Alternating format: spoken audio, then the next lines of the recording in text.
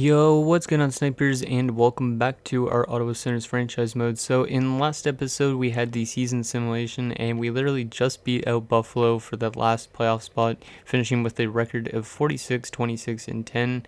So we're going up against the tough President's Trophy winning team in the Detroit Red Wings, who finished with a record of 53, 23, and 6. So I made some roster moves off of videos, so I'm going to show you guys what I did. I sent down Formenton and Bergman, and I called up Terrell Baumgartner, who was leading the way down there in points, as you can see, with 64 points in 71 games. He was also a plus 14, so I decided it was a good idea to call him up and see what he's all about in the playoffs, and he's better than Formenton was anyways. Like, Formenton was a 76, so that just kind of strengthens our overall a bit more. And I also called up Antoni Honka, who's the same overall as Bergman. He has a minor top 2 defensive role, but I want to give this guy a chance because he's 23 already. He's been really slowly growing. Like, he might not ever reach that medium top 4 potential, so he might be a guy that we want to flip away eventually. But I still want to give him a shot at the NHL level. So yeah, going into the playoffs, our only problem is that we're without Wisniewski, who blocks a ton of shots, and that's probably how he got injured. Because I was looking at the player stats individually afterwards, and as you can see, he blocks a lot of shots, 90 shots this season, and more than likely that's what injured him with his MCL sprain, because he's out till like July. So it kind of sucks that we're without him, but hopefully we could do good things without him, and he could still get his name put on that Stanley Cup or something. Okay, so I showed you guys already the lines for Detroit in last episode. They have 4 former players, because actually there was Brendan Gallagher on the team as well. I forgot about Brendan Gallagher somehow, even though we had him just last season. They also have Erik Karlsson and Mark Stone and Curtis Lazar, so it's kind of a we're kind of facing a lot of the guys we had in year one. Well, 2 of the guys we had in year one, and then we also are facing a former player from last season. So if we could beat out our old teammates, we could probably do this. I don't know if we could beat the fact that Carlson's still 90 and the fact that they have Ovechkin, but Ovechkin, I think, actually didn't have the greatest season, so it doesn't really matter. And he's on the decline too, so let's see if our youthful team could beat this kind of like veteran-filled team that has some youth, and maybe we could get into a second round for the first time in the series. So here you go, game number 1 in Detroit at the Little Caesars Arena. I won't always call it Joe Louis Arena, but let's see what we could do here. First period, and it is scoreless, so I'm liking the way we're starting it off. No goals for each team. Shots are 10-6. Hopefully we could crack a goal here in the second period, and it is 1-0 for Detroit. Rodin, I think that's like their third line center, opens the scoring for the Red Wings, and the shots are in our favor still. Hopefully we could find a way to solve who was it that was in their net? I don't even remember who their goalie was now. Yeah, I'm drawing a blank on who their goalie was, but hopefully we could solve whoever their goalie is. Because if our offense struggles this entire series, that would not be good. And Radulov makes it 2-0. Come on, Demko. He's been playing good in this game. It's just, yeah, we haven't been able to find our offense at all. We're getting shots, but we just can't beat whoever's in net. And we're going to get shut out in game 1 by a score of 2-0, which kind of sucks. Did we take a lot of penalties in this game, though? It was mostly Detroit. Wow, we went like 0 for 4 in the first period on the penalty or on the power play. And yeah, Tolwyn went 0 for 5. That's not good. Might have to change the power play lines. And Kostopoulos started. Okay, that's weird because I think that was their backup, if I remember correctly. And then Thatcher Demko, the 2nd star, and Rodin, the 3rd star. Okay, so if our offense doesn't click in this game, I'm going to make some line changes. Like I said, I brought up Baumgartner to help us out offensively because he had a really good year down there in Belleville. And Belleville's not making the playoffs, so I decided to give him a chance at the NHL level.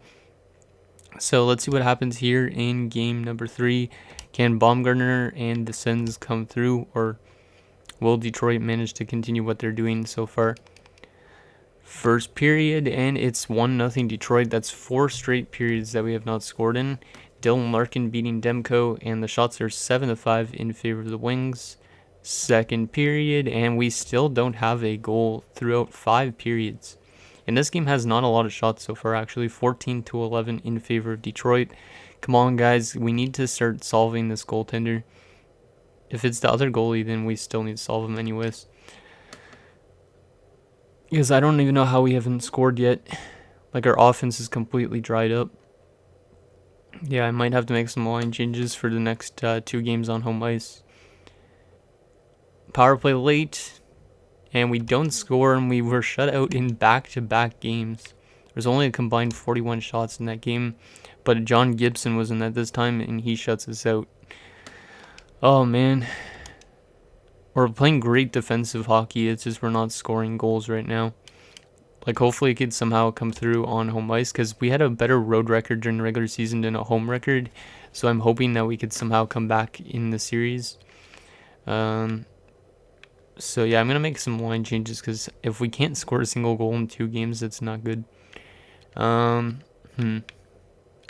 What could we do here? Push care of. Did you have good face-off stats? Yes, you kind of do. How about Mironov? No, not good at all. Okay, so Pushkarev, we're going to move you down here, and we're going to play Loktionov on the top 6 with Logan Brown and Kaliev. And then, are we going to do anything else? JMO is better offensively than defensively. How about Osgood? Osgood's better defensively, so we're going to move him down to the 4th line. And then defensively, is Cernak better offensively? I don't think so. Yeah, our back end doesn't have a lot of offensive capability. And then goaltending wise, we aren't going to make any changes, obviously. Yeah, I don't want to put Chalapik in the lineup. I wish we had Wisniewski, even though he's a defensive, like, kind of defenseman. He puts up some assists and stuff like that. Like, it would strengthen our D-core a bit more. Hopefully we could get 2 wins on home ice. Because if not, then we're going to be ousted in the first round like we've done in the last 2 seasons. So here we go. This is a big game 3. I'd like to see at least us come through with a couple goals in this game, because we have not scored at all. And we need that offense to start clicking. First period, and it's 1-1. There you go. We scored a goal finally, and it's Brady Tkachuk, just what we need our first line to come through. Gallagher, though, ties it up, the former Senator. Second period, and oh my god. Wow, we're a lost cause right now. Carlson makes it 2-1, and Bartkowski makes it 3-1. We need 2 goals in this third period, or else this series might be over. Unless we could somehow reverse sweep Detroit. Yeah, our offense is really bad right now. Our inexperience is showing. We need Plekhanov or White or somebody to come through with goals, because they aren't showing up at all right now. It's kind of depressing, actually. There's a late goal from Baumgartner, the youngster, but it is not enough, and we lose by a score of 3-2. So the guy we call up from the AHL is outscoring our top line. That's not good. Tkachuk had an assist as well on that goal. So yeah, our first line has 1 point, at least in the series. Well, except for Tkachuk, he's got 2 points. But yeah, our offense is not clicking at all. We need to somehow reverse sweep Detroit. I don't know how we're going to be able to do that, though. Like, after the season they just had, it's going to be really difficult. What could we do to make our team want to win more? Maybe we change up the power play lines, because our power play, like, struggled in the first game of the series, at least. It went, like, 0 for 5, right? So, what could we do? Let's move Colin White to the wing. And put Plekhanov as center, because Plekhanov's actually got good face-off stats. So we'll do that. And then, what could we do here? I don't want a Hawk, I don't think, on the power play. Or maybe I do. Oh, this is so difficult. Logan Brown, yeah, you could stay there. Or do I put Brown as a defenseman, put Foot down here, tank Honka off the power play, and put Mironov on, maybe? Yeah, Mironov has good offensive awareness. That might make sense. Yeah, I think that's what I'm going to do just for the 5-man power play, is put Brown as a defenseman, because he's got a pretty good shot, if I believe. Yeah, he's got some good shooting power, so he could at least get a shot at the net. So, yeah, I think that's the only line change I'm going to make. Hopefully we could somehow win 4 in a row and reverse sweep the President's Trophy winners. If not, we're going to be ousted in the first round again, which is kind of what I expected in a sense, though, because we don't have a lot of like experience on our team, and we're like still kind of learning how to play in a way in the NHL. So let's see what happens in this game 4. It's going to be a real-time simulation. Let's at least get 1 win in the series. I would like to see us get 4 straight wins, but I don't think that's going to happen. Last 10 minutes of this first period, they're currently outshooting us by like 3 times as much. And it is going to be a scoreless first period, and we're getting outshot 10-3. Come on, guys. Get some shots at the net and put a goal behind Gibson, because Gibson's been lights out. There you go, Mironov. I wonder if there was a power play goal. I don't think so, though. And Mark Stone, the former Sen, ties to that one. But it's good to see Mironov come through with his first ever playoff goal. There you go, Kaliev. Yes. Okay, we're getting some of our... Well, I don't know if Kaliev actually has any Russian background or no. We're up 2-1 despite getting outshot 20-12. Let's see if we could get another insurance marker here in this third period. Penalty kill, and we managed to do it. Another penalty kill, and we managed to do it. Power play, and we don't score. So much special teams going on right now.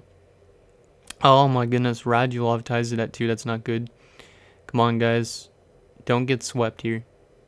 We need a goal to go ahead and to stay alive.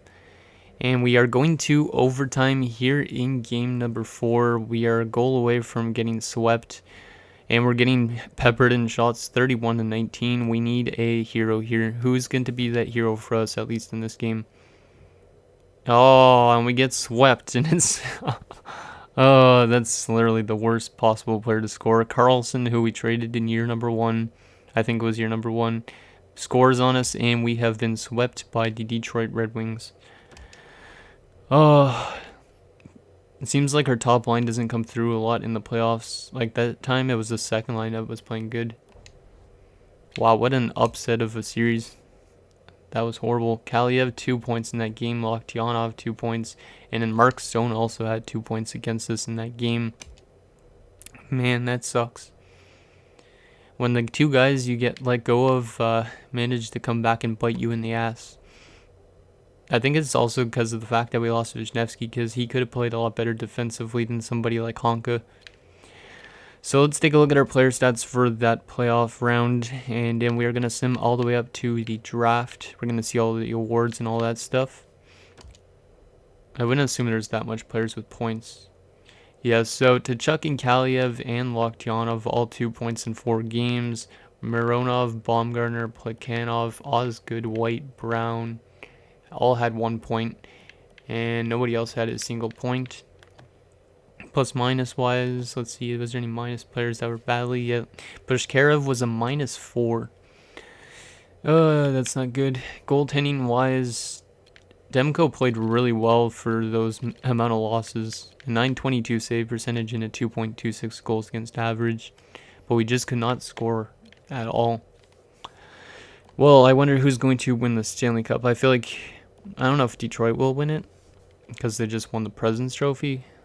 If I had to give my predictions, I'm going to still say, I'm going to say Vancouver, even though they're down 2-1 at the moment, because I was looking at the player stats for around the league off camera as well, and it turns out Tyler Seguin, who's in Vancouver playing, I guess, with Brock Besser and stuff like that, had 65 goals this year, and he had like 115 points or something like that. And did our AHL team actually make the playoffs? Yeah, I think they did, actually. Shit, I'm going to have to send down Baumgartner, I think, for that. Our AHL team actually made the playoffs? Because I didn't think they were going to actually make it. Yes, they did. Okay, cool. Yeah, I think I'm going to send down Baumgartner then. Like, I don't care if Chalapik plays where Baumgartner is currently. But I think I want to give Baumgartner the chance, because he had a really good season down there. He deserves to go for a Calder Cup and probably help them out. So Chalapik, you could go in here. And then we're going to go to roster moves. I know this is going to add a little bit more time to the video, but I wanted to add, I want to give Baumgartner that chance. Honka, I could as well, technically. Yeah, I'm going to do that, actually. Honka, and I'm going to call up Bergman again. And yeah, just because I want to give those youngsters, because since they were playing down there all year anyways, they deserve actually a chance to go and do something during the off season. So Bergman, you're gonna just go back in there, even though we're not playing, and we're gonna put the lines back to the way they were, just so these guys could get a chance at potentially a Calder Cup, because our AHL team is actually pretty deep in terms of like overall stats. And then for Menton, I'm going to take out a lineup and put in Baumgartner. And I think that's it pretty much. Yeah, I think I just need to put, I need to put Honka in the shootout, and that's it. So hopefully this AHL affiliate could win a Calder Cup for us to make the season at least a little bit better. It looks like they just barely squeaked into with a 38-38 record. So let's see what they could do here. Let's see if they could take out Utica, which is probably a tough team in the AHL. So there is a 3-1 win and an OT loss, and another loss, and another loss. So our Belleville Senators are out that quick. Damn it. That's not what we wanted. Okay, so I just made those changes for no reason, but whatever. Now let's sim up to the awards and see who wins them. Okay, so the Stanley Cup champions for the Year 6 season simulation are the Tampa Bay Lightning, and the Calder Cup champions are the San Antonio Rampage. Let's take a look at the awards. I don't think we have any award winners this year. I could be wrong with that, though. I don't think so, though. Unless Tkachuk somehow won like a defensive award or something. Let's see. Players' stats. And then go to awards. So, Tampa Bay, the Stanley Cup champions for the first time in this GM mode, I think. Detroit wins the President's Trophy after we won it last year. The Edmonton Oilers won the Clarence S. Campbell, and Tampa wins the Prince of Wales. So it was an Edmonton and Tampa Bay Stanley Cup Finals. Tyler Seguin takes home the Art Ross and the Hart. Shane Gostisbehere takes home the James Norris. Lady Byng goes to Tyler Seguin. DeFazio wins the Calder Memorial Trophy. Vasilevsky gets the Conn Smythe. Tuukka Rask gets the Vezina. Vasilevsky gets the Jennings. Madison Bowie gets the Masterton, okay. Connor McDavid gets the Selke. Tyler Seguin gets the Lindsay and the Richard. So Seguin cleaned up on awards. He didn't even need Jamie Benn to come with him to Vancouver. He could just play on his own. Let's see about the AHL. Any of our youngsters get awards down there? I wouldn't think so, but you never know. Nope, none of our players in the AHL win awards, so that kind of sucks, but whatever. So the final thing we need to do is just get up to the draft, and then we're going to take a look also at the progress reports in the draft class quickly, just to see who's available and what we could go after.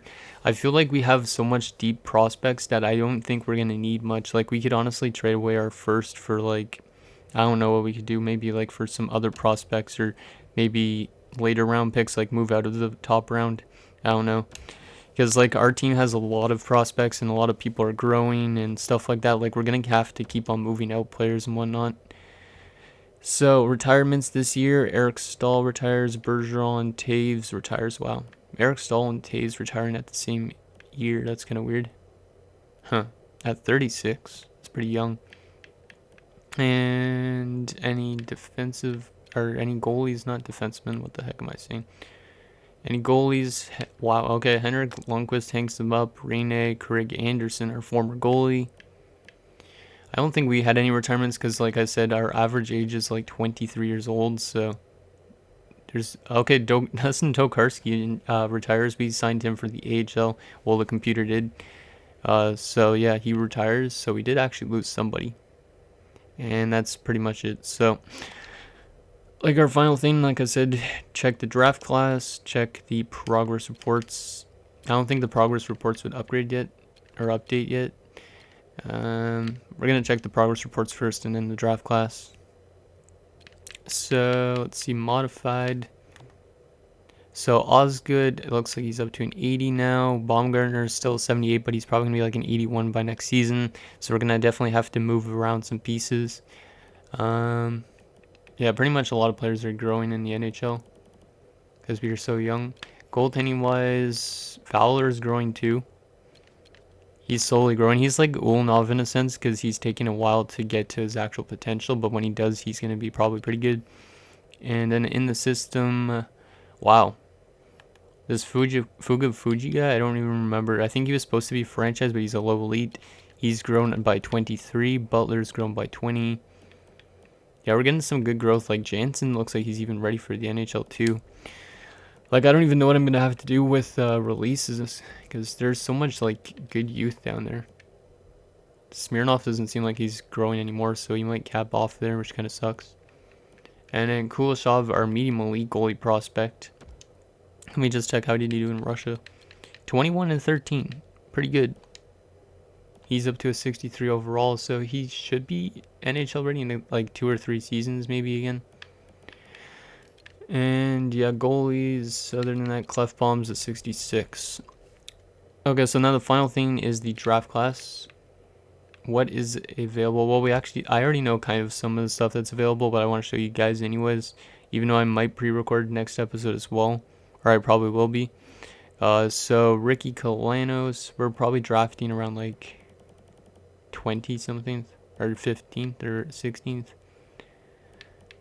So yeah, this is basically what's available. I don't know what I'm gonna go after, but I'm probably gonna be pre-recording next episode eventually too. So yeah, if you guys see anything anyways, just let me know down below in the comments.